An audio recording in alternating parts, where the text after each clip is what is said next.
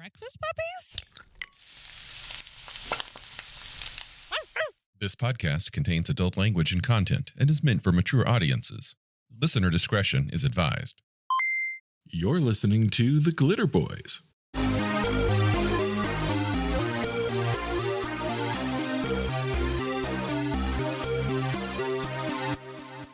Closing out the Elvis Presley Riffs American trilogy, we have Spirit West, which is the first book I think I've ever seen with Wayne Bro Jr. as a title, the author credit. I think you are correct. Yep. Another book taking place here in the Southwest and the west of the America. Cowboys, Indians, gunslingers, bank robberies, and genetic mutations, just like we had in our old Western. I remember that. Yep. Yeah. This book is one that I had debated if we should do it, for the same reasons that we've skipped over the Africa one until we've taken give it a fair talk, you know. And this one, I read it over a couple times. I don't think it is as bad as some people have retroactively claimed it is.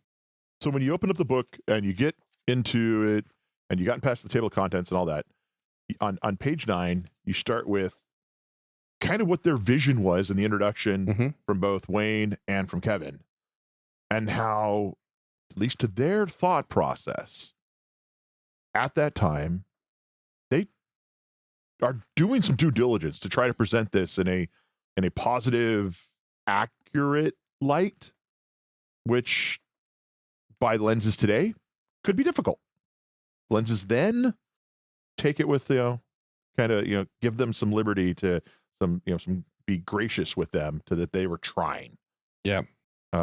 This is a book that I feel they had to do in order to finish up. If they were going to do New West, and they did New West, this book had to happen, or something along these lines, because you can't touch upon that region with things happening in that region focusing only on the aspects of the white people migration into the West.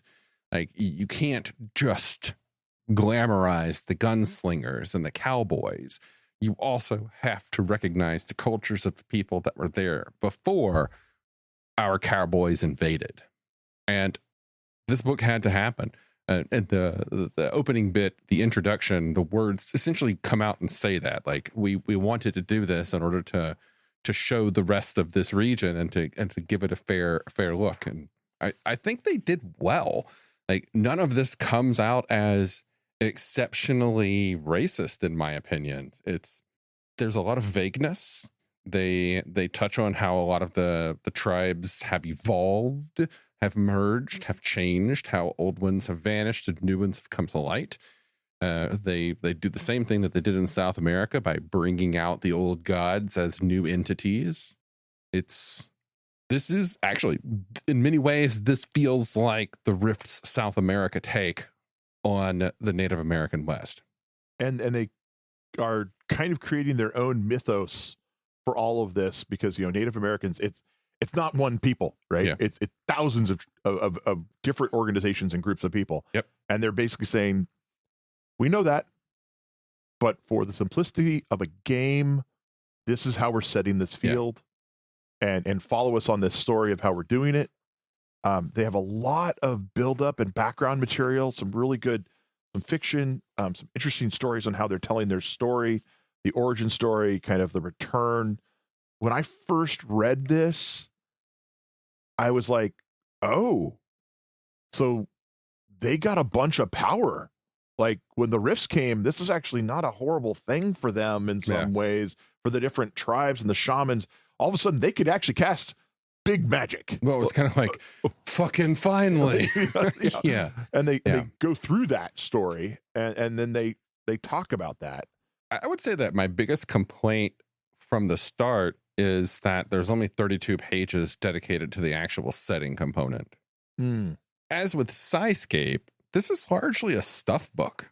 Like, OCCs, creatures, magic, weapons, and some machines at the back. Right.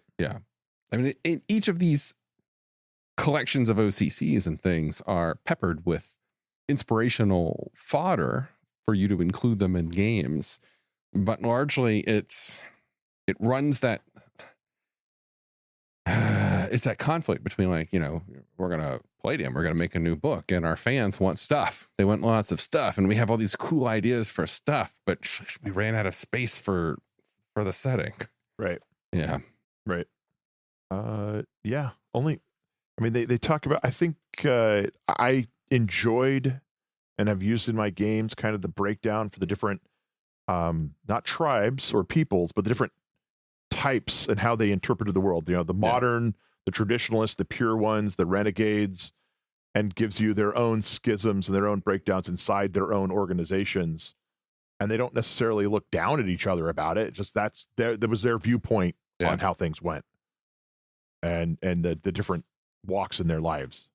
But as you said, like, that's only the first 32 pages, and then we're off into OCCs. But we got a lot of info in Canada, actually, of the tribes, at least. That was unexpected. Yeah. This is a book that I have a lot of opinions about, and it's one I struggle with a lot. It's not bad. I would definitely not say that this is a good book. Right. But I would not say it's a bad book either. Yeah. Yep. It's a tough one to talk about because I am not rooted in any of these cultures. I don't have any of this in my history, so I cannot, personally relate to this beyond movies that I've seen and this manifest of somebody else's imaginative version of these cultures. I like the stories that I've seen in here so far. I like the mechanics of several of the classes. I think the Totem Warrior is a very, very interesting class. I like the way that the class is based on different totems, giving it different manifestations of how those totems can appear. So that creates a bit of versatility, and also means that no two characters of that class are going to be remotely alike. I like those concepts. There's some interesting aspects here of, they call them fetishes of kind of the shamanic thing that gives them some power. Several of the classes use those. Yep. The mask powers are pretty cool. And they stay pretty consistent within the classes of the different ones. And it's very different aspects. So you can kind of, as you're saying, pick to see each character of that type. HOCC you'll never see the same one twice. Mm-hmm. Right? Lots of new magic. Again, Palladium, I think, is in my opinion, I love seeing anytime that they come up with brand new magic, like paradox magic. That's cool. It's hard to really come up with much of an opinion about this simply because it's just a big old stuff book. Most of the stuff is cool. It's really neat stuff, but it's also very, very, very focused on a very specific region. I, as a game master, will frequently look at a Rifts book and think, can I use this in something else? How can I apply this to another part of the world? And there's not much here that you can do that with. The creatures, I like the black-winged monster men, despite their really stupid name. I kind of want to know where those origin came from. They mention Nez Pierce in the write-up. Yeah. And I know that there are some from the little research that I've done, various of the Native American tribes have some very scary stories of the things that make them, that they're bump in the night stories, right? Yep. And some of those creatures are very hard to grasp and are terrifying. And I'm wondering if these are coming from that. The man eagles, I don't know if the name fits. There might have been a better translation there. The man monsters are fascinating as well. Yeah. The variety that they come in and yeah. And most of them are corruptions Yep. of the other OCCs. Like they've gone too far down a path. They've been corrupted. It's the old saying, he who fights monsters should be careful not to become one. And this is like definitely talking about how you're the hero until you're the villain. And they become the bad guys. There's a lot of interesting aspects here that you can play with at just a very high surface level. And it gets interesting. The spirit realm, I think, is interesting to me because I've gained a lot of inspiration in my tabletop role-playing game from a very popular series of television called Avatar: The Last Airbender. And in that show, one of the recurring themes is the existence of a spirit world that the avatar can go between. And of course, that spirits can go between as well. This representation of the spirit realm is very, very similar to that as well. The different manifestations of the spirits, how they cross over, how they will interact with this world and that world. This is probably the one part I think that you can take the most inspiration from if you were going to take the contents of this book to use in another part of the world. Because theoretically, it should be there, right? You should be able to latch into that. If you're playing a OCC from this and you're not in the New West, you ventured off somewhere else, it could be an aspect for it. The contacting the different spirits, the different creatures as part of your ethos, as part of what you are and what you're doing. Yeah. And we get the appearance of the Sasquatch, even though mistitled. Which one, the Wendigo? Yeah. Yeah, that knowing what I know about Wendigo. Yeah, putting them under that name is not problematic, but just really super incorrect. Yes. Like that one has never, ever, like, how did I've never before this book seen the term Wendigo used to be used to describe creatures that are noted as being good. Yeah, because they're not. No. Yeah. And more to the fact that they're described as a physical entity is also incorrect. Yeah. These are basically Sasquatch. Well, I mean, if you go down below the heading for Wendigo, NPC, and optional RCC, also known as Sasquatch and Bigfoot. They're two different things. Even in different Native American mythologies, they literally, in some cases, exist side by side. Yeah. That said, if you were to call them Sasquatch or Bigfoot, I really like them. Yeah. They have some of the deities. I think the deities are pretty cool too. Yeah. They have some good flavor there and the deities. And then you get into the technology, which is... We just ignore that part of the book. Yeah. Well, I do want to make one specific call out on the technology front, and that's the fact that the Native Americans have access to the oldest operating version of Samus. Yeah. Oh, that's right. Yeah. Okay. That's worth a call out just because it's pretty darn cool. Yeah. And I like the aspect of the technology because the modern natives and the renegades, most of the stuff is their things that they built, they designed, or they have their guidance through their spirits have helped them build this stuff. So it's like they have their own technology base. It's not just magic.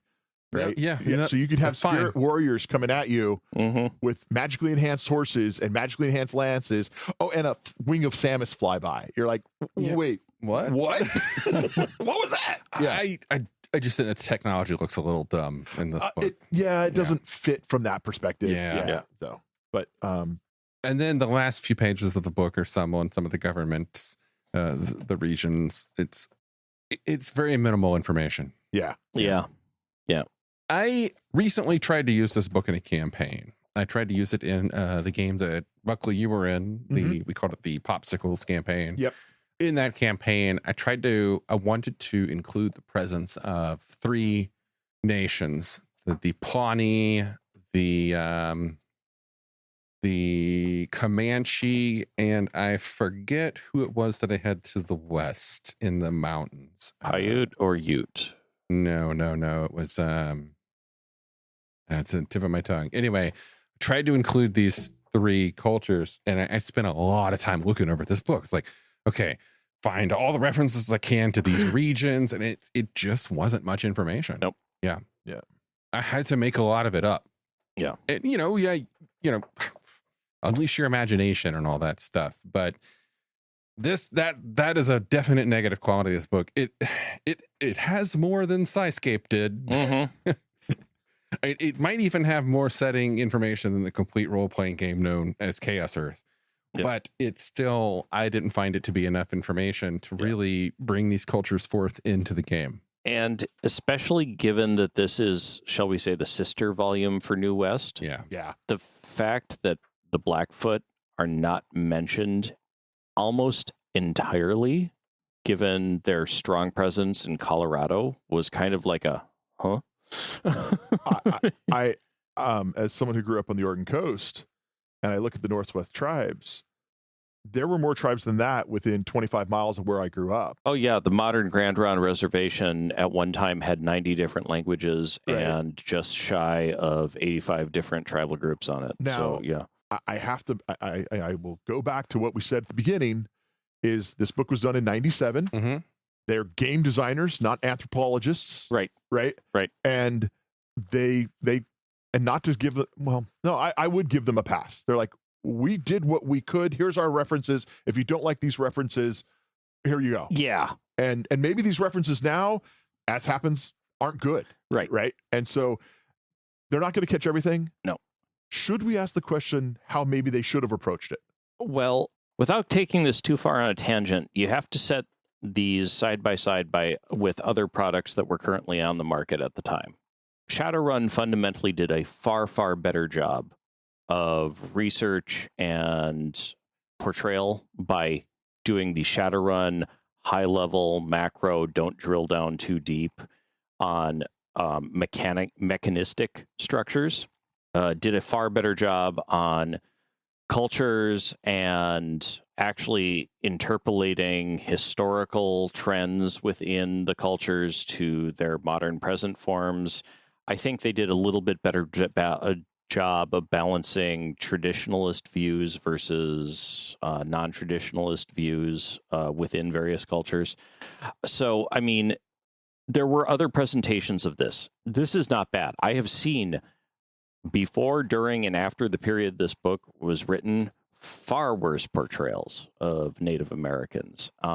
Someone was working their butt off to try to be respectful, and they did a pretty decent job. One of the biggest problems I have with this book is it tries to take on pretty much all of the vastly different cultures and mythologies of the native peoples of North America. And while they did a 210 page count book to do it, it's real damn hard. Like, I literally teach a 2.5 hour class on a very basic introduction to some of the subject matter. I've got thoughts on how it could have been done better just using the existing material.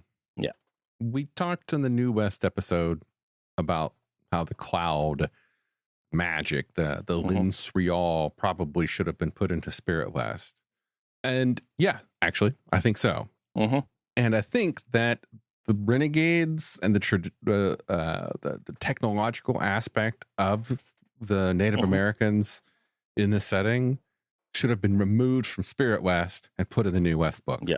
Oh, yeah. Possibly. Yeah. Because Spirit West is Spirit West. Right. So if you focus on nothing but the spirit aspect of things, instead of making it the Native American book, make it the spirit world presence around the New West. Yep.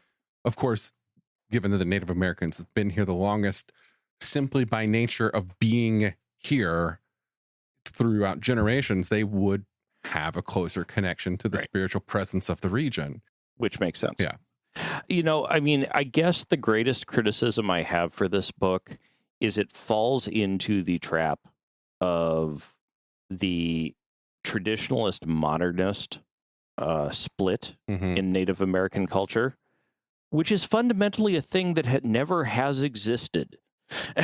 and when you see books fall into it, it always makes me kind of just go, what? And I get why they're doing it. They're pairing it with the New West book, which is an homage to the Old West and all of that. And so it makes a lot of sense. It's just, and I don't want to criticize anybody who's writing a gaming book for failure to go, in depth, as hard on the subject as like someone like me who literally grew up with a foot in the culture, that it's just a flawed assumption that a lot of game designers do. And I honestly think that if game designers moved away from that flawed assumption, there's a lot more interesting things you could do. And I really wish they had done it. Taking this to our standard, should you own this book? I think there's actually a lot of great material in here for what amounts to a catalog book, a stuffed book, as we call it. It's one that, as long as you don't take it as anything more than a Rift-specific source book, it's one that I actually kind of think everyone should own, just because there's so much to plumb in there. And like you were talking about the spirit world, like and getting to and from it, there's references to that in other books. And I would love to see that have been expanded on more. And I think it's a perfect reason to own it. If you are going to pick up New West, you almost are required to pick up Spirit West to get the other side of the story on the same areas that are covered in New West. Like I said at the very opening lines of this episode, it's a trilogy of books. Lone Star, New West, and Spirit West. Yep. I feel that if you're going to get one, you should get all three. Oh, yeah, 100%. And I would agree with that. I think the comment that you made, Nathaniel, about the Linsrail should have been in here.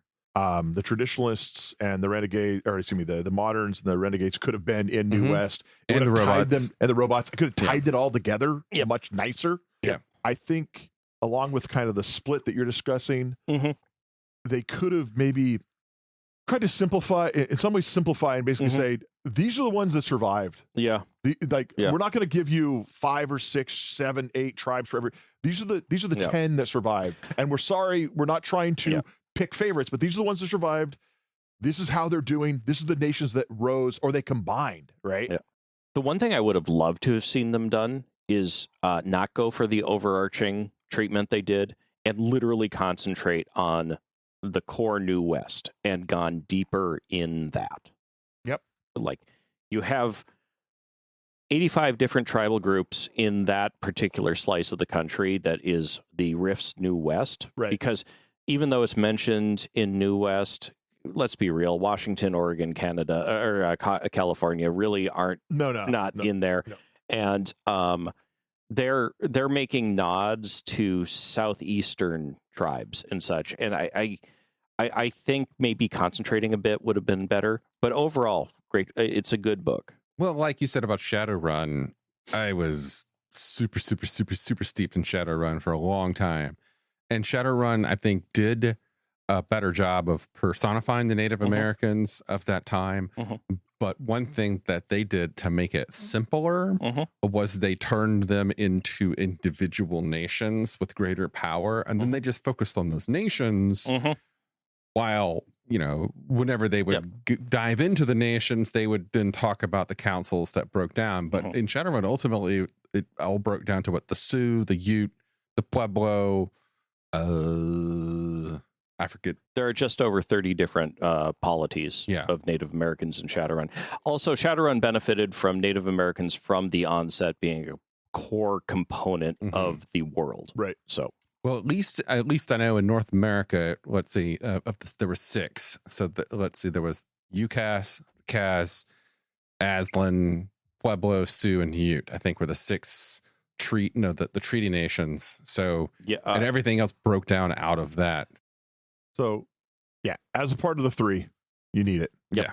And it adds parts that don't show up anywhere else. And for how to use this in the greater Megaverse, the more we talk about this being the Spirit West, and if we focus entirely on the spiritual components of it, I think this book could be a good companion to something like the Between the Shadows Nightbane book, which dealt with the astral and the dream. You take this and mix that in to the spirit world aspects here, the astral and the dream and the spirit world. You have a nice group of 3, and 3 is always a good number, and a nice group of 3 external realms to balance between. The other thing I'd call out for a reason to buy this book, actually independent of the other three, is that if you are playing in Rifts Japan or Rifts Russia or certain other parts of the South America does a decent treatment on the native population down there.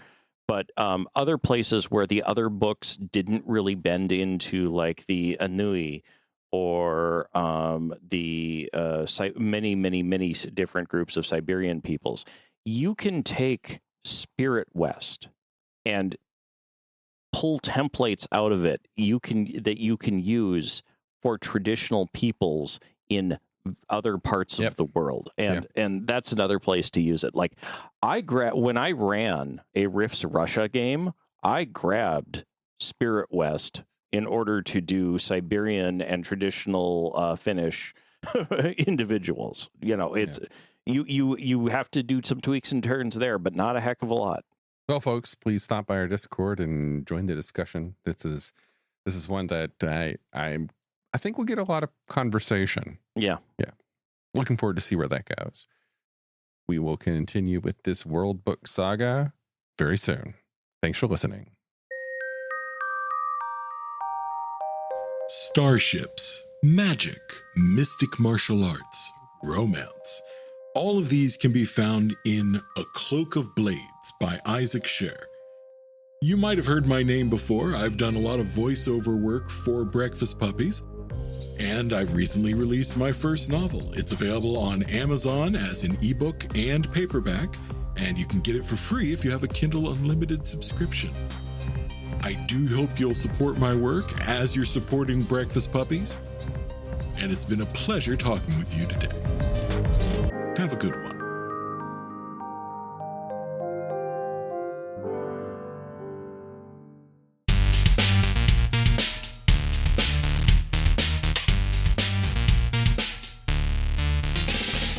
You've been listening to The Glitterbois, a Palladium Books fan podcast.